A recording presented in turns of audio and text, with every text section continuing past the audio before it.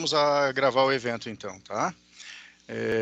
Bom, só fazendo referência, então este evento é um evento que está sendo promovido pelo Infra 2038, né? Então gostaria que quem puder aí acessar a nossa página. Na nossa página vai ter um vídeo institucional do Infra 2038 e o evento da semana passada, que tratou de geração, e este evento eles também vão ficar disponíveis lá nesta página do Infra 2038, tá bom? Bom, muito bem. O Infra 2038, para quem não conhece, é um movimento que foi iniciado lá em agosto de 2017, no encontro anual dos líderes da Fundação Lehman. O que a gente acredita? A gente acredita que o país precisa avançar fortemente em infraestrutura para garantir o aumento da produtividade e, por sua vez, aí a competitividade internacional. Nossa meta é colocar o Brasil entre os 20 primeiros países do ranking mundial do Fórum Econômico, né? Lá em 2038. A gente tem um passo muito grande. Hoje a gente está na posição 70, então para 2038, posição 20. Nos últimos anos, só para que a gente tenha noção, o Brasil investiu 1,4% do nosso PIB em infraestrutura, né? Para a gente comparar, a China tradicionalmente investe acima de 8%, a Índia acima de 5%. Né? Se não bastasse a taxa de investimento muito baixa, além disso, o nosso estoque de infraestrutura também é muito baixo. Né? A gente parte de a nossa partida é da ordem de 36% de estoque de infraestrutura, 36% do nosso PIB de estoque de infraestrutura. Se formos comparar com um país desenvolvido, a gente tem 70% de estoque. Se a gente comparar com o Japão, esse estoque é 180% do PIB. Né? Então a gente tem um atraso muito grande. Para recuperar esse atraso, a gente precisa aumentar gradativamente o nosso estoque, o nosso investimento, a nossa taxa de investimento em infraestrutura. O nosso objetivo é atingir uma taxa de 6,5% em 2038, né? Começando aumentando na situação atual até atingir 6,5% em 2038. E isso vai nos dar um estoque da ordem de 77% lá em 2038, que é compatível aí com os países desenvolvidos. Esse número não é absurdo, tá? A gente já investiu taxas desta ordem de grandeza lá na década de 70 e depois de lá para cá, nossa taxa só tem a cair. Né? Bom, após a crise da saúde, nós temos um cenário aí bastante interessante. Opa. O nosso host caiu. Caiu. Franklin, o seu som caiu. Ok. Voltou. Tudo bem? Oi. Então, este número de 6,5% de taxa de investimento ao ano em infraestrutura não é uma coisa muito absurda, lembrando que em 1970 a gente já investia desta ordem de grandeza. Então agora a gente tem um cenário diferente, nós temos uma crise de saúde, essa crise aí vai nos colocar, após a saída dela, com uma taxa de desemprego mais alta do que a gente já estava vivenciando e com uma taxa de juros extremamente baixa, ou seja, um cenário muito favorável para investimento em infraestrutura. Investimento em infraestrutura traz alta rotatividade, elevados níveis de emprego, né, e aproveita aí a taxa de juros baixa. O investimento em infraestrutura local, né, será a nossa saída para acomodar a mão de obra e aproveitar essa taxa de juros baixa. Felizmente, o setor elétrico é um pouco diferente dos demais setores de infraestrutura. Nós temos planos decenais, a gente tem um setor com um arcabouço regulatório mais estável e mais definido, né? Mas ainda assim, temos muita coisa pela frente, né? A crise que a gente está vivenciando, ela atacou não só a economia, mas todos os setores da economia e nós não podemos ser diferentes, né? Estamos sendo atacados também. Muito bem. Então, dando continuidade à nossa mesa de redonda virtual, hoje nós iremos abordar... Pessoal, o mute, por favor, tá? Hoje nós iremos abordar os impactos da Covid nos contratos de transmissão do setor elétrico. Nesse sentido, nós vamos ter como palestrante a doutora Maria João. Ela já foi apresentada na semana passada, mas retomo aqui, ela é advogada, economista, PhD em Direito e Energia e sócio do escritório Rolim. Como debatedores, nós vamos ter o Rodrigo Machado, que foi o palestrante da semana passada, e hoje ele está como debatedor, é advogado, ele é presidente do Instituto Brasileiro de Estudos de Direito e Energia e sócio no Madrona Advogados. Teremos também o Fabiano Ricardo Luz de Brito, que é advogado, mestre em Direito e sócio do Matos Filho. Teremos também a Rebeca Maduro, advogada, MBA em Energia Elétrica pela Fundação Getúlio Vargas e sócia também do LO Batista Advogados. Na data de hoje nós teremos um formato um pouquinho diferente, que nós convidamos aí o Thiago, que é diretor econômico financeiro da Abrat, né, já foi gerente de regulação econômica em Furnas e também na CETEP. Ele vai ser o moderador desse evento. Junto comigo aí a gente vai tentar trocar uma bolinha aí e fazer com os questionamentos para os advogados. Tá, Thiago? Bastante difícil aí controlar o tempo dos advogados aí, que gosto de falar bastante. Bom, então de início aí, a nossa programação aí na primeira meia hora, a apresentação, o debate, depois a gente passa a palavra aí para os debatedores, né? E no final aí a gente tem um tempo para fazer pergunta aí, caso venha da plateia. Então, de início aí, eu gostaria de passar a palavra para o Thiago fazer um breve relato aí de como que a Abrat está enfrentando essa situação aí da crise, né? Acho que final de semana teve uma reunião com o Ministério de Minas, o ministro e as associações, a Abrat deve ter participado desse evento, né? E faço essa pergunta, Thiago, lembrando assim que em todas as crises que nós já passamos, racionamento, a crise financeira de 2008, o acordo do GSF, todas elas, os transmissores passaram aí sem nenhum respingo, né? Porque tem um contrato de concessão diferenciado, eles têm um sistema tarifário e um arcabouço regulatório diferente, né? E nessa crise aí, como é que a Abrat, o que ela está pensando, o que pode acontecer com os transmissores? Thiago, a palavra é sua. Obrigado, Franklin. Bem, a primeira colocação que eu gostaria de fazer é do ponto de vista operacional. A boa notícia que a gente consegue trazer em relação a todo esse problema é que, mesmo com tudo isso, a gente não está comprometendo a qualidade do serviço que é prestado, né? As transmissoras disponibilizam um ativo mais de 99,8% do tempo e esses índices de qualidade ainda se mantêm. Já do ponto de vista da expansão, a gente tem que olhar para a expansão que já está contratada e aquela que não está contratada. Aquela que está contratada vai acontecer, enfim, existem dificuldades aí inerentes à situação do Covid-19, como fechamento de órgãos ambientais, cartórios, enfim, dificuldade de importar equipamento, mas isso não deve ser algo muito impactante. As transmissoras foram caracterizadas como serviço essencial e a gente tem, em grande medida, conseguido cumprir. No que a gente não conseguir cumprir, claro, se espera uma sensibilidade do regulador justamente pela excepcionalidade do momento que a gente passa. Quanto à expansão não contratada, acho que a gente vai passar por um momento de mudança, né, da sociedade, enfim, revendo seus hábitos, e isso, em alguma medida, pode ser refletido no PDE. Você mesmo citou que estamos num setor aí cujos planejamentos são de longo prazo, né?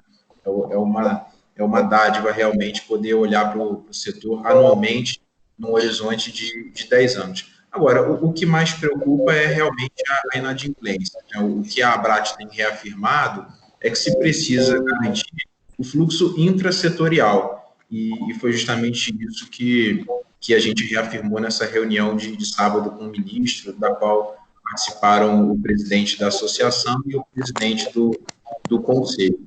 Então, também remetendo a uma fala que você nos trouxe, né, Franklin, a gente já passou por uma série de crises e o setor de transmissão conseguiu sustentar bem.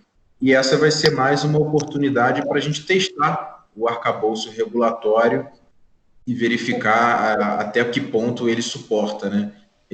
Havendo aí uma eventual inadimplência, a gente precisa garantir que as garantias serão acionadas, etc., e que tudo que foi previsto vai funcionar.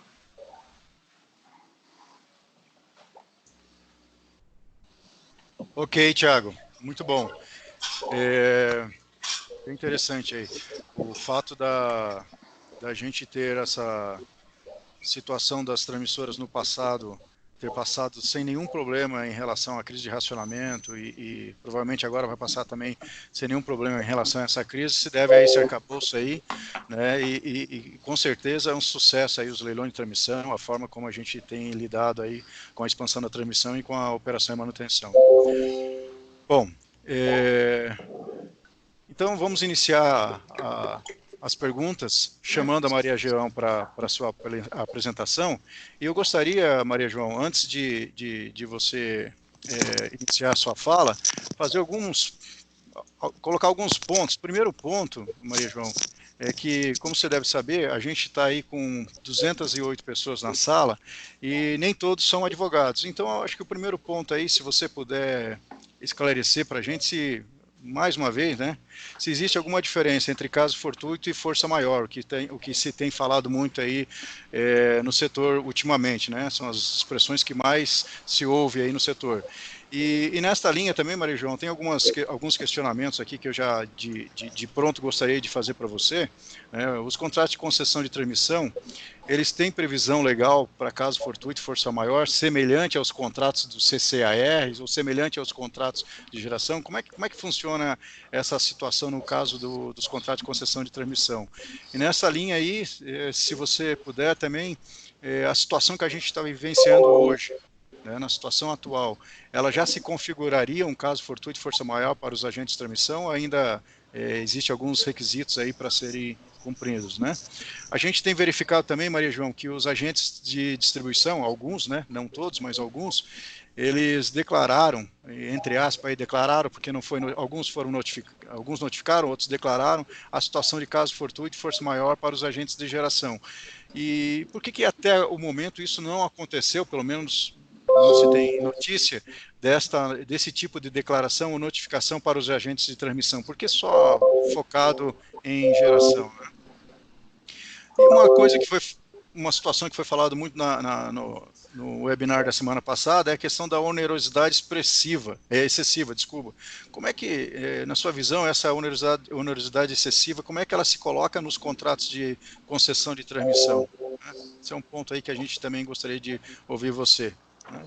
E por fim aí, como o Thiago já abordou aí, seria bom você colocar aí sobre o aspecto físico, né, se eventuais atrasos na cadeia de fornecimento aí dos transmissores, né, isso provavelmente vai trazer atraso em obras, né, nas obras em andamento, e na sua avaliação, como que isso poderia ser reconhecido pela ANEEL, né, se isso poderia ser uma excludente responsabilidade, a ANEEL teria sensibilidade para isso, ou o fato do Thiago ter colocado, se isso é um serviço público essencial, não deveria ter parado, né? Como é que se dará esse embate aí junto à agência em caso de atraso? Mesma coisa para as instalações de transmissão, né? Eventualmente aí uma instalação de transmissão pode ficar sem pessoas, né? Para fazer a operação, em função de doenças, né? E como é que seria aí eventual desconto aí da RAP, né, por conta de indicadores abaixo dos limites, né? E por fim aí, para não ser muito exaustivo, Maria João, o que está se comentando muito aí por consumidores livres, né, o próprio Paulo Pedrosa comentou aí recentemente, a possibilidade aí de pagar o MUST não pelo contratado, mas pelo medido, né? E daí, eu não sei se os contratos de uso do sistema de transmissão têm essa previsão, se não tem, como é que se daria esse pagamento, se isso seria factível, né? E se isso for factível, isso reduziria aí, em certa medida, o valor recebido pelas transmissoras, né? Mas elas têm lá a questão da RAP garantida, né? Como é que se daria esse balanço aí? Então, essa conta pararia no colo dos geradores ou pararia no colo de outros consumidores que não reduziriam o seu montante? Enfim, nós temos aí uma série de questionamentos, Maria João, aí que daria já para você iniciar e deixar os demais questionamentos para os debatedores. A palavra é sua, Maria João. Bom, boa tarde a todos, aí bom dia, né, que boa tarde já, não sei como que está aí o horário, mas bom, primeiro, obrigada, Franklin, né, você fez uma série de perguntas, todas pertinentes, você quer saber tudo, né, você quer que eu resolva o caso, né? Vai ser difícil.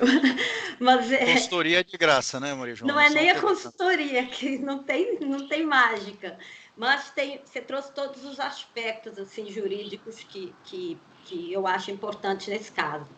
Bom, primeiro eu acho que eu vou tentar abordar um pouquinho a questão da transmissão pela particularidade que a transmissão tem e vou abordar um pouquinho na ideia da cadeia dos contratos de fornecimento aí, na cadeia de fornecimento, na relação também da concessão e um pouquinho aí no planejamento na linha do que o Tiago começou a falar, tá? Primeiro, entrando aí, que você me pediu para falar um pouquinho essa questão da força maior e do caso fortuito, que é o que mais se fala hoje. Bom, isso está previsto no artigo 393 do Código Civil, tá? Além das disposições contratuais que a gente vai abordar, é basicamente no Código Civil e que representa, assim, em palavras amplas, repetindo o que o Rodrigo já tinha explicado outra vez, um fato, digamos assim, necessário, mas imprevisível, cujos efeitos não se pode evitar ou impedir e acabam isentando o devedor de cumprir a sua obrigação.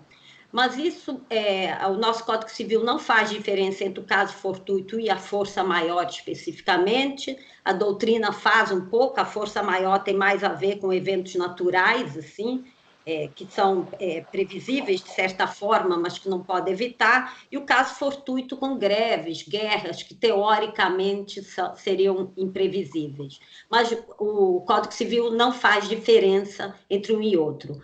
Como o Rodrigo bem colocou, da vez passada também, isso é, digamos, o que está no Código, mas isso não é suficiente. O fato que está acontecendo hoje não é suficiente no setor elétrico, a meu ver, em segmento nenhum, para por si só representar, caracterizar já a isenção de qualquer obrigação. É preciso que se verifique um nexo causal entre o que ocorreu e o dano efetivo que tem que ser provado por quem está sofrendo o dano, tá? Mais na frente eu vou falar um pouquinho que a gente também tem o Instituto da Onerosidade Excessiva, que também fica no Código Civil, acho que, salvo engano, no 498, e aí é uma questão mais de obrigações continuadas, que com o decorrer do tempo e por conta de uma situação extraordinária também, acaba havendo um peso maior ou um desequilíbrio na relação contratual, de forma que uma parte tem fica muito onerosa para uma parte em vantagem da outra, tá? Que o Fabiano também colocou da outra vez muito bem, sobre essa necessidade também de você linkar o desequilíbrio, a vantagem excessiva de uma em desvantagem da outra parte, tá? Então, esses são os institutos que estão em jogo aqui.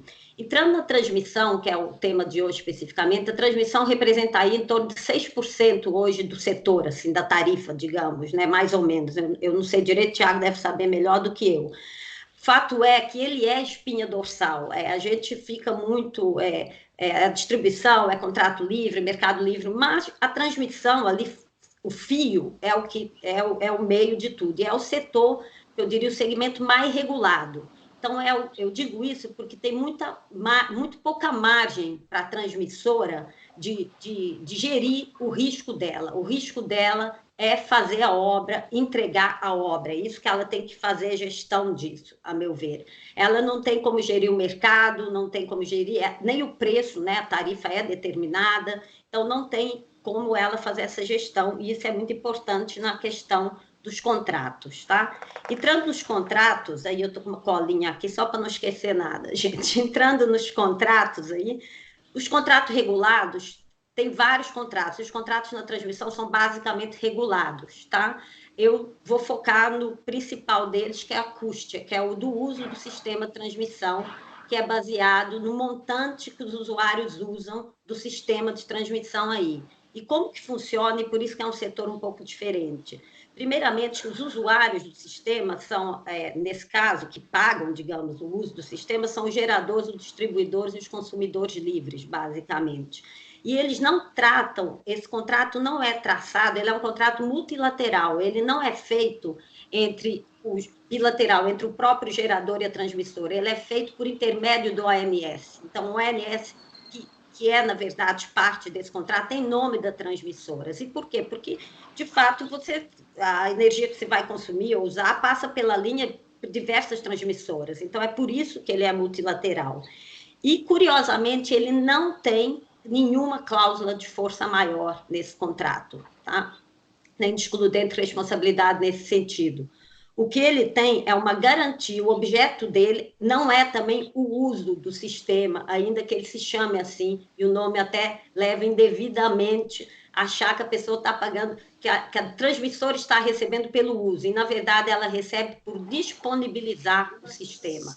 A obrigação dela é disponibilizar o sistema, e ela tem, em retorno, disponibilizar, manter em condição a remuneração dela garantida. E é por isso, talvez, Franklin, como você colocou, que essa relação não esteja sendo direta de notificar ou de declarar alguma coisa às transmissoras. Mas eu já tenho conhecimento que foi declarado ou notificado o próprio OMS, em nome delas, em alguns casos, tá?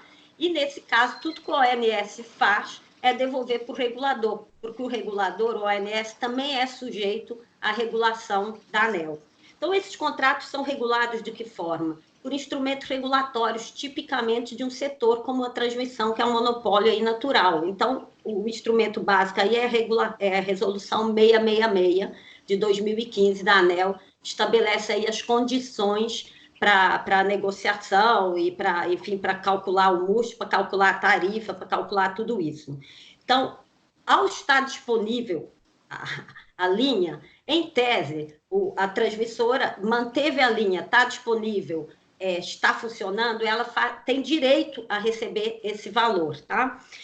Os consumidores livres, aí entrando no que está acontecendo hoje, o que acontece com eles? Por determinação até legal, ou por impossibilidade, estão vendo vai haver um corte na economia, uma paralisação. Então, o movimento dos consumidores livres, nesse momento, é tentar reduzir o montante que eles têm contratado, porque eles contratam usando ou não usando, eles têm aquele valor lá guardado, vamos chamar, reservado para o uso deles, por obrigação até da regulação, e eles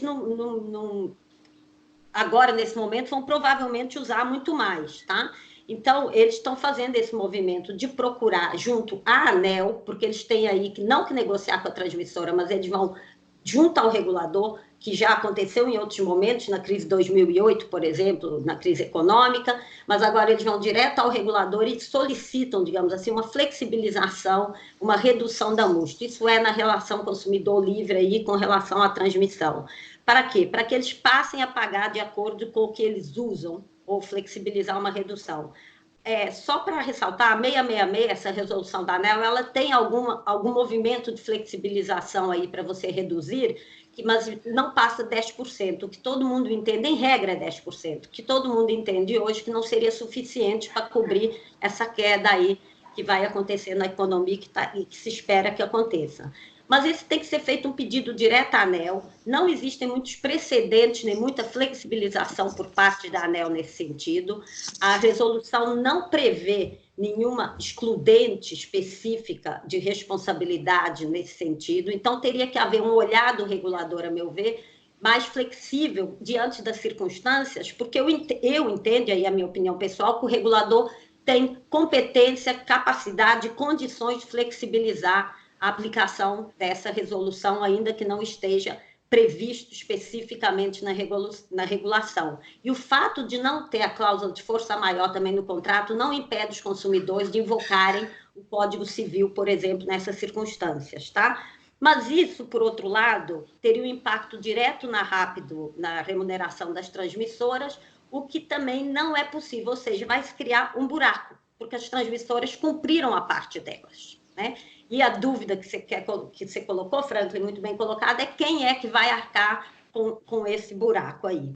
As distribuidoras, por outro lado, elas também têm esses contratos junto com as transmissoras, também por meio do ONS, e no caso delas, elas ainda têm um problema a mais. O problema que lhes atinge diretamente, no primeiro momento, é a inadimplência, que é isso que elas estão tentando atacar. Se elas não receberem, não tiverem caixa, elas não vão garantir, por serem o arrecadador do setor, esse fluxo financeiro para pagar as transmissoras. Mas elas têm um problema adicional, que a resolução 666 também impõe às distribuidoras uma parcela de ineficiência, de sobrecontratação, que seria, elas têm obrigação, digamos assim, de contratar o uso do sistema de maneira eficiente. Elas não podem nem ultrapassar, nem ficar ultrapassar o contratar ou nem ficar muito além, porque estaria onerando a tarifa. Nesse momento, também não existe uma previsão na resolução especificamente para esse caso, mas é bem razoável que se entenda que é uma exposição completamente involuntária, que não foi uma ineficiência de contratação.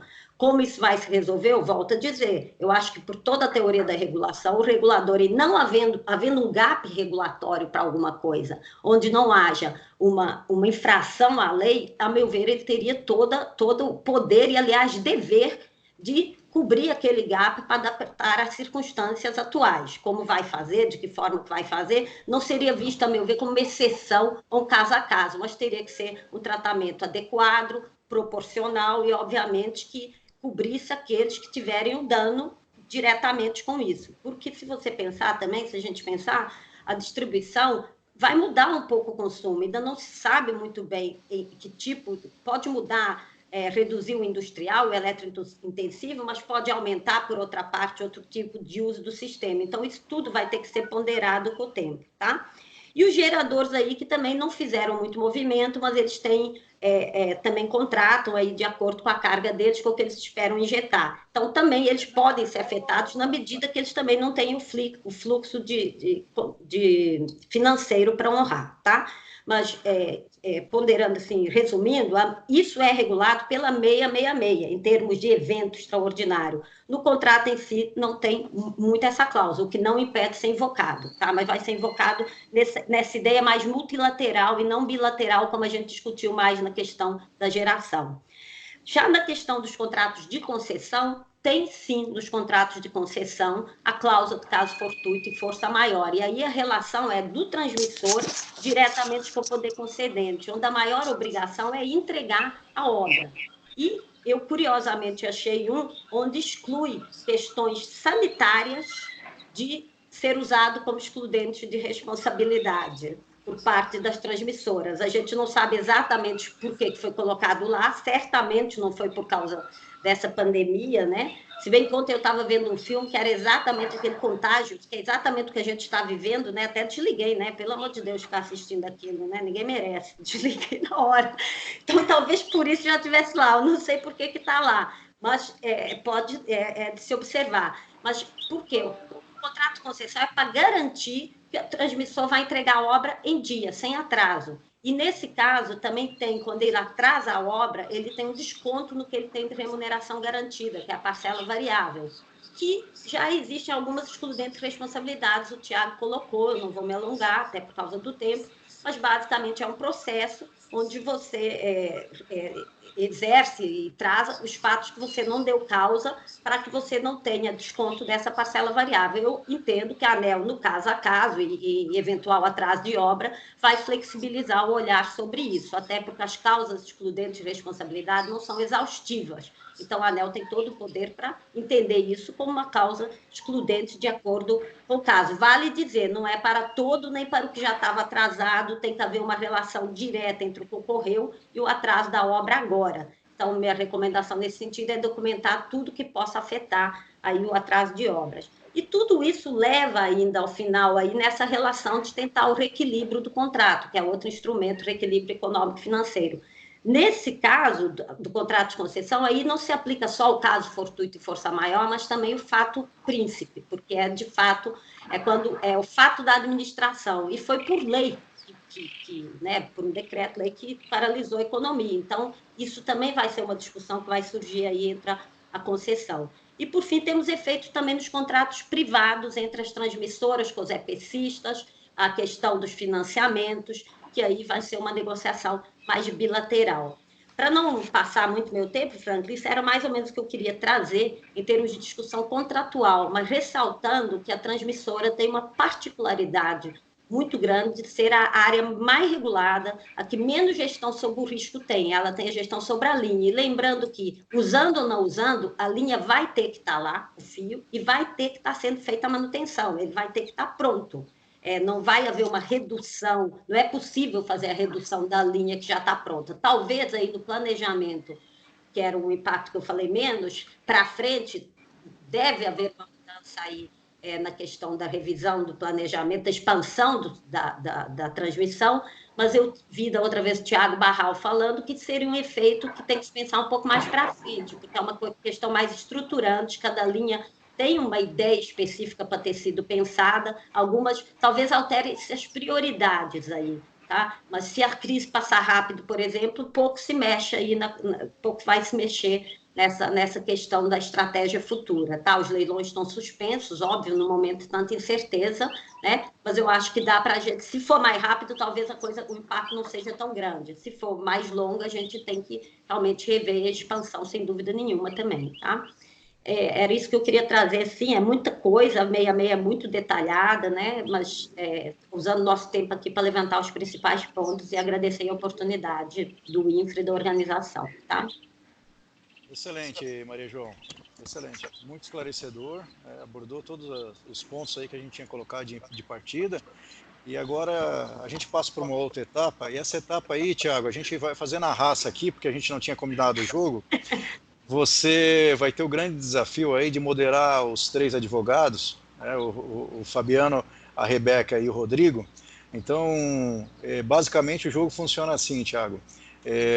Você não vai precisar apresentá-los porque eles já são figurinha aí conhecida da internet e do público, né? Já é o segundo e eu já tinha feito a apresentação, mas é chamar cada advogado aí, passar a palavra para que ele possa proferir a pergunta para Maria João e controlar o tempo deles ali, tá? Eles não podem passar entre pergunta e resposta. Maria João, mais ou menos aí 5 minutos. E após você pega a palavra novamente aí, após cada pergunta, cada resposta Maria João, e daí, logicamente, aí você tem que fazer as suas considerações aí sobre o aspecto mais técnico aí, o que você está vendo aí na visão da Abrat, na visão do Thiago, né?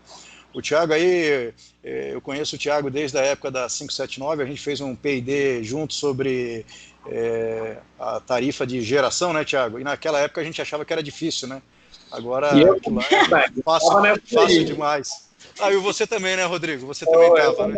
Foi onde a gente conheceu 3, né? É verdade. E aquilo lá era difícil, hein? Aquilo lá dava para fazer no final de semana. Bom, Thiago, então, acho que mais ou menos essa é a lógica aí, tá? E ao final aí, Thiago, depois você me devolve a palavra aí para a gente fazer o encerramento e as considerações finais. Com você aí, Thiago. Um abraço. Tá ótimo, Frank. Obrigado pelas palavras. O que eu gostaria de destacar rapidamente da fala da Maria João é que a gente, de fato, não pode alocar risco num segmento que não tem condição de tratá-lo, né? Os nossos contratos já definem bem que tipo de risco a gente está exposto e a gente precisa respeitar isso para que, nesse momento de retomada que a gente vai vislumbrar dentro em breve, os investidores não tenham uma percepção de risco maior do setor de transmissão e não exijam mais retorno para investir nesse segmento. Então, Rodrigo, passo a palavra para você fazer suas considerações e a pergunta para a doutora Maria João. Obrigado, Thiago. Bom, acho que a Maria João passou aí, evidentemente, por tudo, são muitas questões. Acho que o Franklin se empolgou aí, querendo abraçar o mundo, né, com as perguntas. Mas eu vou, até pelo tempo, vou ser bem rápido e fazer mais um comentário, porque eu acho que a pergunta pode talvez não dê tempo, mas um comentário para a Maria João, que já abordou o tema, mas que é muito importante, acho que ela fechou a fala dela um pouco na linha do Thiago, né? Eu acho que assim, todo segmento que tem menos flexibilidade, né, é a transmissão. Ele é um elo físico, ele é puramente físico, ele não tem absolutamente nada de comercial, de energia elétrica, ele é um serviço de estrito senso mesmo, né, e é aquele serviço público puro, né, e a própria remuneração dele, ela tem um viés sistêmico, e a lógica, o embasamento dela é totalmente outro, a questão de monopólio natural, de serviço de rede, então, assim, o serviço de rede ele tem que ser remunerado o todo, né? E o que eu pago é a disponibilidade. Então, essa estrutura de redução de MUST, ela me preocupa um pouco, né? Porque pode até acontecer, e aí o Thiago, né, vai ficar um pouco cabelo sem pé, Thiago, que é assim, pode até acontecer algum tipo de medida se a crise se expandir um pouco mais, mas com a necessária e concomitante, ou quase concomitante, reequilíbrio, ou seja, eu proponho alguma medida de extensão de prazo de concessão, qualquer coisa do tipo, mas se vier alguma medida desse tipo de redução de MUST, ela tem que vir casada com alguma alternativa na concessão. Diferentemente da distribuidora, que uma solução financeira resolve, porque na verdade é caixa para pagar tributo, a transmissão não, ela está sempre adstrita à relação concessionária. Então, ainda que venha alguma medida dessa, entendo que seria em último caso, porque a gente está falando do físico e não mais do puramente comercial, vamos dizer assim, se vier a acontecer, ela tem que ser realmente casada com alguma medida de compensação, aí, de reequilíbrio desse contrato.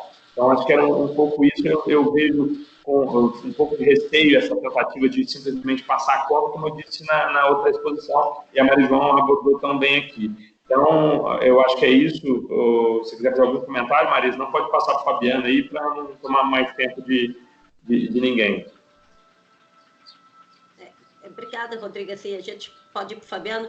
Só, assim, eu também me preocupa a questão do MUST, mas eu acho que é um movimento bem natural também dos consumidores. É um pouco inverter a lógica, é óbvio, porque eles vão estar querendo pagar pelo uso, pelo medida, ao invés do contratado, e a lógica é exatamente outra. A lógica é pagar pela disponibilização e não pelo uso, ainda que o contrato chame assim. Mas é bem natural da parte deles, porque eles também, por outro lado, estão sujeitos a uma redução. Pensa no shopping, por exemplo, que foi obrigado a fechar. Esse não tinha nem condição de manejar. Então, eu não estou assim, fazendo julgamento de causa assim, se deve ou não, mas é uma solução, como você falou, que tem que vir integrada. O setor de transmissão não tem como gerenciar isso, mas é razoável da parte dos consumidores também que tenham esse movimento. Né? Sim. Tiago, com você aí para passar a bola. Tá ótimo.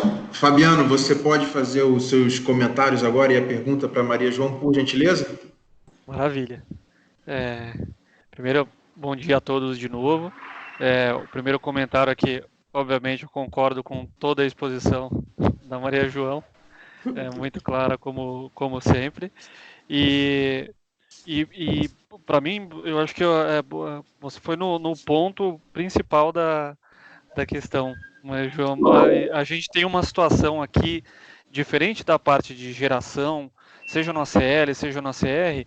A situação das transmissoras com os seus contratos, a gente vai cair aqui num gap, a gente vai cair aqui num buraco, porque de um lado, e aí aqui repartindo de novo aquela conversa que a gente teve na semana passada, né? De um lado vai ter a discussão se existe uma força maior, um caso fortuito, a ser invocada ou não, seja pelos consumidores, seja pelas distribuidoras contra as transmissoras.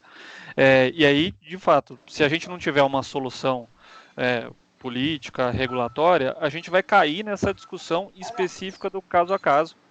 E eu acho que a gente vai ter soluções e respostas diferentes aqui, né? O Maria João pontuou muito bem o exemplo que para mim tem sido o grande extremo, assim, que é a questão de um shopping que tem uma ordem do poder público municipal, estadual, simplesmente para fechar. É praticamente o poder público tirando esse shopping do grid, né, do sistema. Outra coisa vai ser um eventual outro comércio que teve uma ordem, mas aí é uma ordem indireta, ele continua abrindo, um supermercado de rua que continua abrindo, mas eventualmente caiu um pouco a demanda. Vão ser situações distintas aqui. Agora, superado isso, se a gente tiver de fato uma situação de força maior para as distribuidoras, por toda a situação específica delas, que não faz sentido a gente entrar aqui, a gente vai falar na próxima semana, e dos consumidores contra as transmissoras, aí eu concordo plenamente também. Ainda que seja declarada uma força maior aqui e, eventualmente, se chega à conclusão que deva ser reduzido o valor de MUST pago, a receita das transmissoras não deve ser afetada, porque ela não vende justamente energia, ela vende disponibilidade, como foi perfeitamente colocado. E aí, chegando na minha pergunta, eu queria ver se justamente qual que seria, como que essa receita das transmissoras poderia ser recomposta. Eu só consigo pensar em um aumento da tarifa no ano seguinte, ou extraordinário em algum momento, ou extensão de prazo no final. Seria isso ou a gente teria alguma outra forma no meio do caminho? Olha, eu acho que eu estava conversando outro dia com algumas pessoas da própria ANEEL e eu estava até sendo um pouco, digamos, dura, dizendo que eu acho que tinha que ter uma saída regulatória, que é dever do regulador, mas o dever do regulador não pode ser mágica, né, Fabiano? Tem toda a flexibilidade da regulação e tal, mas ele não tem o poder, até onde eu sei, de emitir moeda, né? Então, tem um gap financeiro se isso tudo ocorrer, e o gap é financeiro. E o financeiro, ao fim das contas, ou vai acabar, como você bem disse, na tarifa, ou vai se reequilibrar, ou de toda forma vai acabar na tarifa, ou vai se reequilibrar aí com prazo de concessão, como você mesmo também colocou, tá? Eu vejo que vai ser um conjunto de medidas, porque mesmo que acabe na tarifa, ela não pode acabar de uma forma que piore ainda mais a situação, seja de inadimplemento ou seja da crise econômica. Tem que ser de uma forma... A gente está falando de caixa, a gente acaba falando de medidas de diferimento, de aguentar a baixa de economia, todo mundo junto, para depois recuperar isso, não simplesmente perdão ou não pagar. Então, eu vejo com bons olhos questões mais de diferimento. E a gente não pode tirar da discussão, por mais que doa dizer, o governo federal, entendeu? É dinheiro que vai ter que vir do Tesouro. O Tesouro é imposto. Sim, eu estou vendo negócio de trabalho, mãe, pare. Porque Tesouro... E aconteceu, eu vou dar um exemplo num lugar muito menor, mas aqui na região autônoma da Madeira, o Estado só tem uma empresa, o Estado é 100% acionista da empresa, e ele perdoou mesmo, digamos, a dívida, porque de algumas questões aí ligadas à transmissão, dos encargos mesmo, e ele assumiu o quê? O prejuízo, ele, Estado, que não uma empresa privada, é a mesma coisa que dar uma isenção, é usar esse perdão para, no fundo, pôr dinheiro na economia, tá? Então, acho que a gente vai ter que chegar a um ponto que vai discutir, não há recursos ilimitados, mas se existe algum pacote de injetar dinheiro na economia, se esse pacote prevê alguma coisa para o setor elétrico ou não, e em que proporção, e em que necessidade, porque vai tirar de outros também. Essa discussão vai ter que vir para a mesa em algum momento.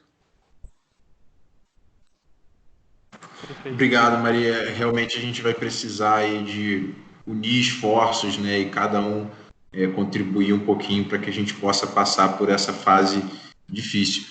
Rebeca, por favor, as suas considerações e a pergunta para a doutora Maria João.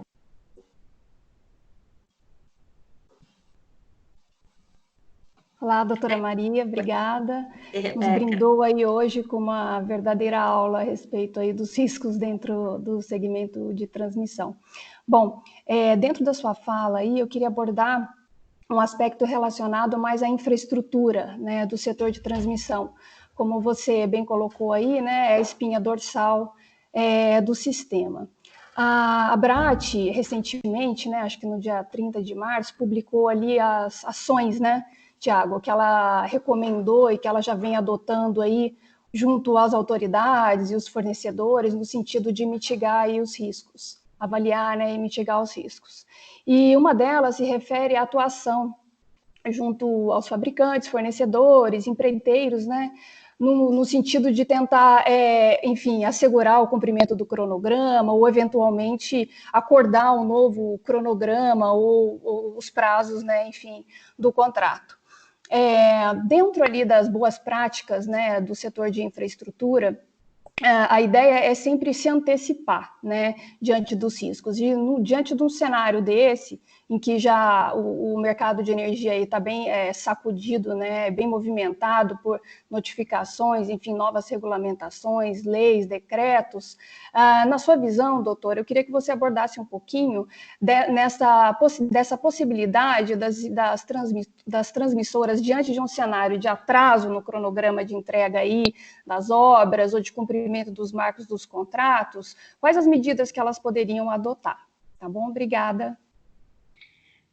Obrigada, Rebeca. Acho que essa era aquela outra parte que a gente falou um pouco menos mesmo da concessão, né, e do impacto que isso vai ter nas obras. Eu acho que é importante, primeiro, como medida, além de documentar, e ter essa antecipação do problema, separar bem o joio do trigo. Existem projetos que já vinham sofrendo algumas dificuldades, outros não. Então, você tem que fazer um marco temporal também, né? Porque é muito importante, porque na cláusula, qualquer cláusula de força maior ou de excludente de responsabilidade, exige esse nexo causal. Ou seja, o problema que estava antes não pode ser invocado. Pode ter outras razões, outros motivos de atraso, mas a decorrência desse pode até ter sido agravado pelo fato que está acontecendo agora, pela pandemia. Mas é preciso ter esse marco e essa antecipação, essa clareza de separar os efeitos e documentar. E também porque a parte não pode dar causa a isso também. Então, não adianta, o que eu quero dizer é, não adianta pegar a carona no corona, tá? Esse é o ponto. Tem coisas que vai ter que continuar diligenciando, até com muito mais diligência agora as transmissoras, porque sabem que vai ser afetado. O que me preocupa no cronograma é o olhar que a ANEEL costuma ter para contar os prazos nesse cronograma, esses marcos intermediários. Existem divergências, às vezes, até não é na causa, mas é na forma como se contam o marco e o tempo. Então, não é dia por dia, não basta, se a crise durar 10 dias, não basta dar mais 10 dias para as transmissoras, porque algumas janelas assim, de eventos, de cronograma, são perdidas ali, seja por questões de tempo, seja por contrato já estava fechado, seja por renegociar um novo contrato com o EPCista, com alguém que está fazendo, vai demorar mais tempo. Então, eu acho que a maior ação que deve ser tomada é junto ao regulador, que seja revisto, a forma de ver o cronograma tem que ser adequada a uma pandemia desse nível. Não basta insistir em contar, são 10 dias, são 10 dias, são 15, porque se for só assim, se durar só um mês é como se não tivesse impacto nenhum, e a gente sabe que não é assim. Que dependendo do estágio que a obra tiver, esse um mês pode ser crucial, dependendo da fase que tiver a obra. Então, acho que essa negociação é um pouco mais ampla, não basta apenas documentar atrasos, mas fazer realmente um trabalho aí com a Abrato, junto ao próprio regulador e as empresas, para terem uma orientação um pouco do que elas vão ter que diligenciar daqui para frente, para que o atraso impacte o menos possível, porque que vai impactar, vai, algumas empreendimentos mais, outros menos. Alguns empreendimentos já até se declararam, algumas empresas que trabalham aí, que estão tranquilos, porque trabalham com um cronograma um pouco maior. Adiantado. E que sabem que poderia acontecer, que pode acontecer atraso, mas talvez ninguém tenha esperado esse nível de impacto que vai ser. Então, é difícil você ver, é caso a caso, mas a orientação, os guidelines, eu digo, até da forma de contar, teriam que vir, a meu ver, do regulador. Não precisa fazer uma nova regra, mas uma orientação de como isso vai ser olhado, daria mais poder às transmissoras de evitar o impacto e de diligenciar isso agora, que já não é mais imprevisível. Agora a gente já sabe que pode ter impacto. Tá? Acho que a gente tem que separar os momentos. Ninguém pode daqui para frente alegar, mas eu não sabia que a economia não ia cair. Daqui para frente, a forma de diligenciar tem que ser outra também, por parte das empresas, a meu ver. Não sei se eu respondi totalmente a sua pergunta, Rebeca, mas acho que era o que eu estava pensando assim, no momento, de cabeça. Tá ótimo, Maria João, a resposta foi excelente. De fato, é uma situação excepcional e a gente vai tratar no caso a caso com o regulador para que ele identifique essas situações de caso fortuito e força maior. Do ponto de vista do risco que as transmissoras passam nesse momento, fiquei muito satisfeito com as considerações de que, de fato, é um setor de baixo risco. Quando a gente olha para o prisma da receita que o segmento arrecada, a gente verifica 39% vindo do segmento de geração, 53% de distribuição e 8% dos consumidores livres. E como você bem falou, né, Maria João, esses consumidores livres estão passando por um momento difícil. É uma indústria que, eventualmente, não está conseguindo produzir, e eu acho que a gente vai precisar, sim, pensar em alguma medida para retomar, né, a produção desses entes industriais. E realmente não faz sentido a gente sair desligando esses tipos de consumidores indiscriminadamente, pois se eles geram riqueza para o país, eles precisam de alguma forma continuar na economia. Mas, enfim, o Ministério parece bem disposto de pensar numa solução, o Tesouro, a ANEEL, enfim, as associações estão todos trabalhando em prol da rápida recuperação. Então, agradeço aí a palavra de todos e retomo com o Franklin para as considerações finais, não é isso? É isso aí, Thiago. Tiago, mas antes de fazer as considerações finais aí, eu acho que tem um ponto aí que eu queria aproveitar a sua participação no evento, e também a Maria João, que tem a ver com a questão do atraso, porque o que a gente tem observado aí em relação aos transmissores, como você bem falou ali, é um negócio que tem uma rentabilidade bastante apertada, porque tem um risco pequeno e tal, mas muitos transmissores se especializaram em adiantar a obra e ali sim fazer o negócio deles, ali dar um upgrade na taxa deles, né, na remuneração dos investimentos, até porque os leilões estão sendo muito competitivos e assim por diante.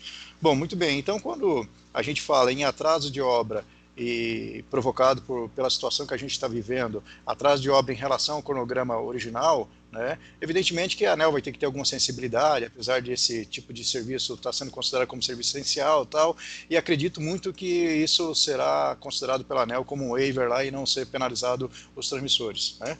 Mas eu gostaria de ouvir você e gostaria de ouvir a Maria João, duas situações, né. Esse atraso, ele pode corroer uma parte daquela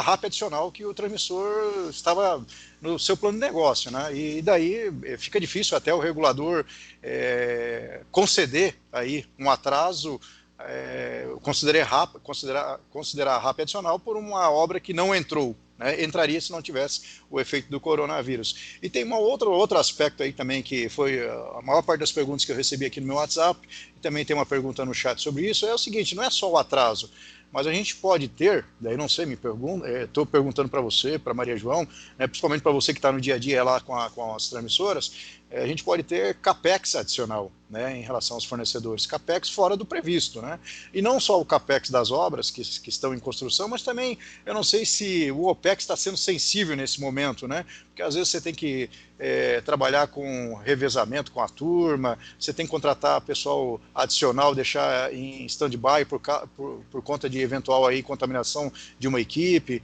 e se esse tipo de CAPEX e OPEX adicional também é caso de ser considerado numa revisão da RAP das transmissoras. Então eu devolvo a palavra para você aí e depois na sequência para Maria João, só para a gente fechar aí, depois a gente faz as considerações finais, porque eu acho que esse é um ponto importante nessa. Tá ótimo. Em relação a prazo de execução de obra, eu acho que precisa dividir, como você bem disse, né, tem a questão da antecipação e do atraso. Boa parte dos deságios que a gente verifica hoje no setor são em função de empreendedores que preveem uma antecipação, em algumas vezes até bastante significativa, para oferecer aquele deságio na RAP. Essa questão da empresa não conseguir antecipar, eu entendo que é mais difícil de ser tratado. Agora, a gente, de novo, está numa situação excepcional e talvez seja necessário algum tipo de sensibilidade maior, a depender do impacto. Agora, a questão do atraso, aí eu entendo que é completamente enquadrável, né?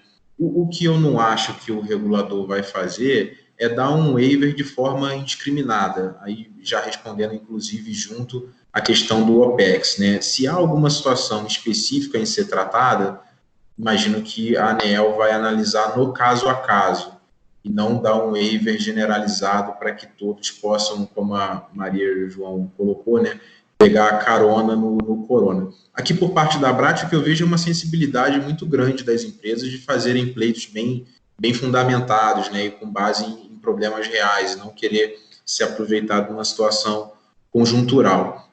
Mas, obviamente, que o nosso contrato prevê, tem cláusula de reequilíbrio econômico-financeiro, e se o impacto for realmente insignificativo, ou se tiver alguma outra discussão que não deixe o contrato insustentável, mas o afete, a gente vai, com certeza, tratar.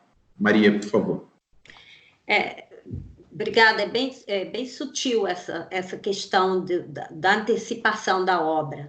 Eu teria que pensar um pouco mais nela, porque eu consigo pensar fazendo um paralelo com um lucro cessante um pouco, porque você faz ali já uma aposta menor, porque você vai ganhar no lucro embutido que você espera antecipar, e que é bom para o sistema e que você já fez aquele preço pensando nisso. É como se você tivesse que provar um pouco um custo-oportunidade, um lucro cessante. Você postou numa coisa e por uma situação totalmente alheia não se configurou. Mas é mais difícil de você efetivamente pedir um reequilíbrio por conta disso. Ficaria um pouco aí no campo de uma indenização por um lucro cessante, mas indenização de quem, se o contrato não é bilateral, enfim. E para o regulador é uma situação também realmente sutil, porque mesmo se você antecipar a obra, é preciso que o regulador dê o ok para você ter essa antecipação, é preciso que a obra seja de fato necessária naquele momento para você poder ganhar, antecipar sua receita para tirar essa diferença que você comentou. Então, é uma situação muito interessante para a gente pensar sob o ponto de vista jurídico, mas muito mais relacionada aí a custo-oportunidade, a uma aposta de quem estava bidando. Não quer dizer que não possa ser pensada, mas é mais sutil.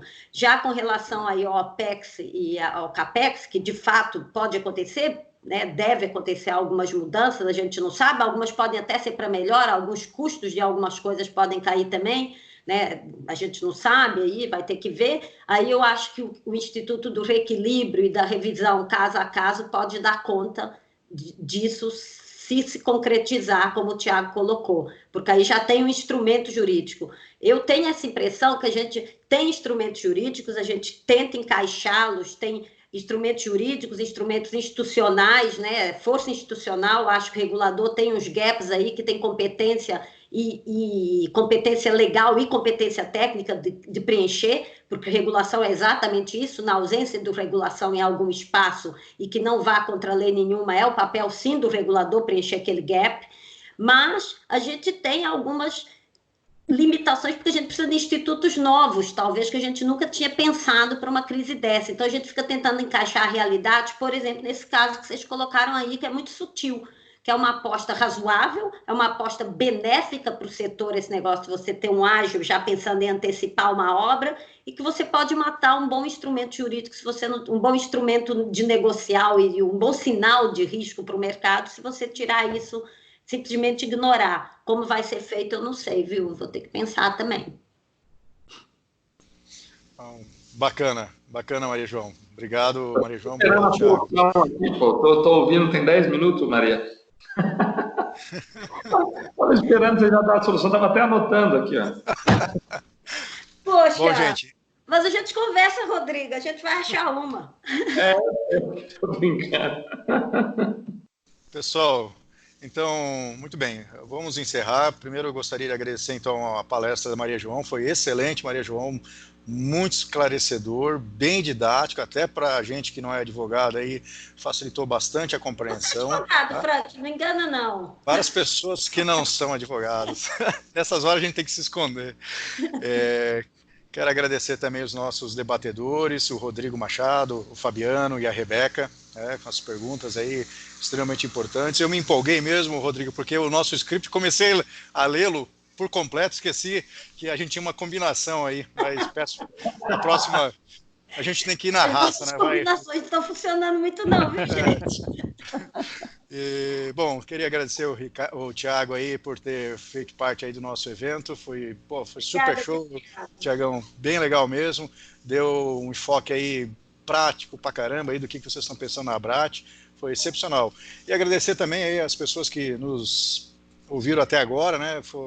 Passamos aí 15 minutos do nosso tempo e aproveitar para dizer o seguinte, então esse é o segundo evento, né? A gente teve o primeiro com o Rodrigo Machado, que tratou de geração, agora com a Maria João tratando de transmissão, e no dia 8 de abril, às 11 horas, das 11 às 11h45, talvez um pouquinho mais, né? Porque o tema também é bastante polêmico, nós vamos tratar sobre distribuição com o Fabiano Ricardo Brito, tá bom? E depois, no dia 13, a gente encerra com a Rebeca tratando de comercialização. Nós vamos mandar o link novamente aí para a próxima reunião do dia 8, para que não dê problema aí de 2 salas virtuais ao mesmo tempo, né, para que todos entrem na mesma sala. Agradeço a todos, tenham um bom almoço aí, se cuidem, pessoal, o assunto é sério mesmo, tá bom? Um abraço. Tchau, Um abraço gente. a todos. Tchau. Um abraço.